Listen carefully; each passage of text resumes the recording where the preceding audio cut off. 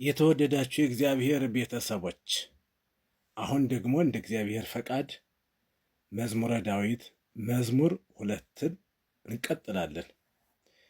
በዚህ በመዝሙር 2 ላይ የምናገኘው ሀብታት መንፈሳዊ ሀብታት ወይም በረከት ምን ምን እንደሆነ እንደ እግዚአብሔር ፈቃድ ባለን ሰዓት እንማራለን ማለት ነው። ምክንያቱም በአሁኑ ሰዓት መዝሙረ ዳዊትን የሚጸልዩ በርካታ ክርስቲያኖች አሉ። በጣም ብዙ ክርስቲያኖች አሉ እና እያንዳንዱ መዝሙረ ዳዊትን የሚጸልይ ሰው ለምን እንደሚጸልይ ጥቅሙ ምን እንደሆነ አውቆና ተረድቶ የበለጠ ቢጸልይ አሁንም የበለጠ በተከታታይ ያለምንም ስንፍና መዝሙረ ዳዊትን በየዕለቱ መጸለይ እንችላለን ወይም ደግሞ ትችላላችሁ ማለት ነው። አንደኛ መዝሙረ ዳዊት መዝሙር 2ን በምንጸልይበት ጊዜ የምናገኘው ጥቅም አንደኛ ከጥላቻ እንዲሁም ደግሞ ከተንኮለኛ ከምቀኛ ይታደገናል ማለት ነው። ጥላቶች አሉን። ማንኛውም ሰው በቀጥታም ይሁን በተዘዋዋሪ በተለያየ ነገር ይነስም ይብዛ በቁጥር ይነሱም ወይም ይብዙም ዞሮ ዞሮ ጥላት ይኖራል። ወይም ደግሞ ወደፊት ጥላት ሊከሰት ይችላል፣ ወይም ጥላቶች ሊከሰቱ ይችላሉ። በሐሰት የሚከሷችሁ በምቀኝነት ተነስተው እናንተን ለማጥፋት እናንተን ለማጥቃት ከምድረ ገጽ ሊያጠፏችሁ የሚያስቡ ቢላዋ የሚስሉ መሳሪያ የሚያቀባብሉ ብዙ ሰዎች ይኖራሉ፣ ይነሳሉ።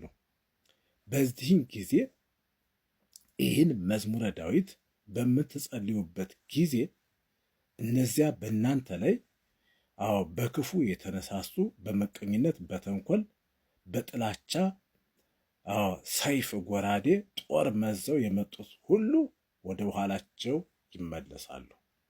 ይሄ የተረጋገጠ ነው። ግን ይህን ጸሎት እንዳታስታጉሉ። ይህን ጸሎት ዛሬ ጀምራችሁ ነገ እንዳታቋርጡት። አንደኛው ጥቅም ይሄ ነው።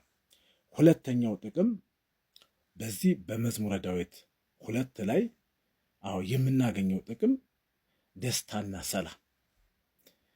ዛሬ ብዙዎቻችን በዓይናችን በምናየው በጆሮአችን በምንሰማው ብዙ አይነት ፈተና ብዙ አይነት መከራ አለ። ሰላም አጥተናል። ሰላም የለም። የእርስ በርስ ጦርነት፣ የጎረቤት ጦርነት፣ የወንድምና የእህት ጦርነት፣ የባልና ሚስት ጦርነት፣ በአጠቃላይ ማህበራዊ ቀውስ፣ ፖለቲካዊ ቀውስ፣ ጥላቻ የሰፈነበት ዓለም፣ ሰላም ያጣንበት ዓለም ስለሆነ ምንጊዜም እኛ ክርስቲያኖች ይህን መዝሙረ ዳዊት በምንጸልይበት ጊዜ አይምሯችን ሰላም ያገኛል፣ ደስታ ያገኛል። ሕይወታችን በሙሉ በሰላምና በፍቅር የተሞላ ይሆናል። ስለዚህ ምንጊዜም ማንን እናስባለን? እግዚአብሔርን እናስባለን። እግዚአብሔር አምላክ ጋሻችን፣ መከታችን፣ ኃይላችን፣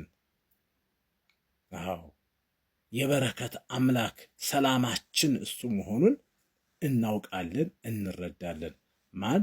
መዝሙረ ዳዊት 2ን በምንጸልይበት ጊዜ መዝሙር 2ን በምንጸልይበት ጊዜ ደስታና ሰላም፣ ፍቅር እናገኛለን። በሰው ዘንድ መወደድን መከበርን እናገኛለን ማለት ነው። በሶስተኛ ደረጃ ጥበብንና ማስተዋልን እናገኛለን። ቅድም እንዳልኩት ጥበብ የጎደላቸው ማስተዋል የተሳናቸው ብዙ ሰዎች በዙሪያችን አሉ። ብዙ ሰዎች ጥበብ የላቸውም። ስጋዊ ጥበብ ሊኖራቸው ይችላል፣ መንፈሳዊ ጥበብ ግን የላቸውም። በእግዚአብሔር ዘንድ ደግሞ ተቀባይነት የሚያገኘው ስጋዊ ጥበብ ሳይሆን መንፈሳዊ ጥበብ ነው።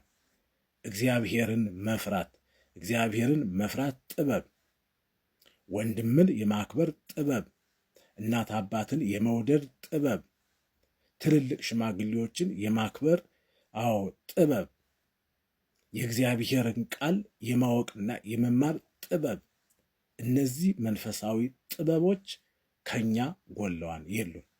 ስለዚህ መንፈሳዊ ጥበብ እናገኝ ዘንድ በአእምሮአችን ውስጥ መንፈሳዊ ጥበብ ይሞላብን ዘንድ እንዲሁም ደግሞ ማስተዋልን እናገኝ ዘንድ፣ ማስተዋል ለሰው ልጆች በጣም አስፈላጊ ነው።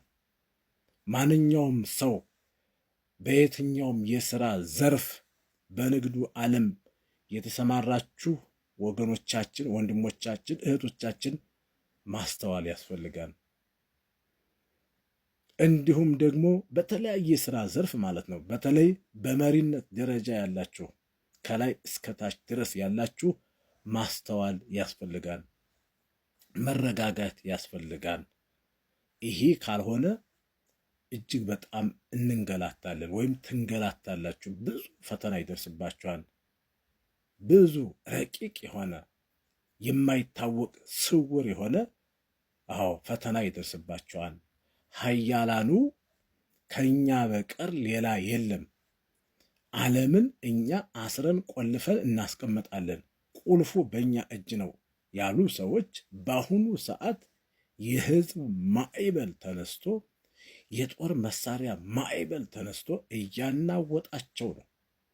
አንዳንድ ጊዜም እግዚአብሔር ራሱ ማዕበል አስነስቶ አውሎ ንፋስ አስነስቶ ከተሞቻቸውን ያጠፋል። እነሱ ግን አይማሩም፣ ማስተዋል የለማ።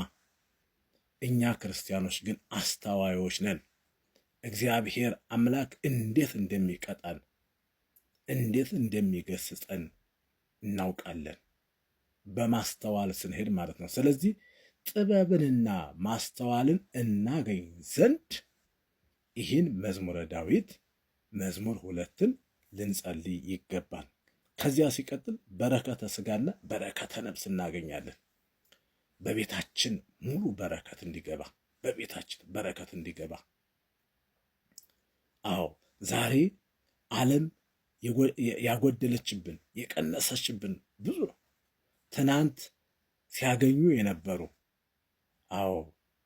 በእግራቸው ተራምደው በዓይናቸው ተመልክተው በሰሩት ስራ ትርፋማ ሆነው አሁን ደግሞ ከስረው ሊሆን ይችላል። ብዙ ነገር ያጡ ሊሆኑ ይችላሉ። ነገር ግን እግዚአብሔር ትናንት ሰጥቶ ዛሬ የሚነሳ አይደለም፣ ሁልጊዜ የሚሰጥ አምላክ። ዓለም ስታጎልብን እሱ ግን አትረፍርፎ ጨምሮ የሚሰጠን አምላክ ስለሆነ መዝሙረ ዳዊት መዝሙር 2ን በምንጸልይበት ጊዜ በረከተ ሥጋ በረከተ ነፍስ እናገኛለን። በፍጹም ሐሳባችሁ በፍጹም ልባችሁ ይህን መዝሙር 2ን ምንጊዜም ቢሆን ልትጸልዩ ልትደግሙ ይገባል ማለት ነው። ያስተማረን የመከረን ልዑል አምላካችን እግዚአብሔር ለዘላለሙ የተመሰገነ ይሁን።